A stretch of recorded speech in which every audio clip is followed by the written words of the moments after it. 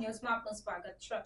બોરસદની સરસ્વતી શિશુકુંજના સંચાલકોએ ફી ન ભરનાર બાળકોને ભણાવવાની ના પાડી, જેનો વિડીયો સોશિયલ મીડિયામાં વાયરલ થયો। 5મી સપ્ટેમ્બર શિક્ષક દિનની ઉજવણી ટાણે બોરસદ સરસ્વતી શિશુકુંજના શિક્ષકો અને સંચાલકો માનવતા બાજુએ મૂકીને સમયસર ફી ન ભરી શકનાર 50થી વધુ બાળકોને નહીં બેસાડ્યા અને ફી ન ભરનાર તમામ બાળકોને એક હોલમાં બેસાડી દઈને વાલીઓ અને બાળકોને ઘરે લઈ જવા જણાવ્યું હતું। ત્યારે વાલીઓ શાળાએ આવી પહોંચ્યા।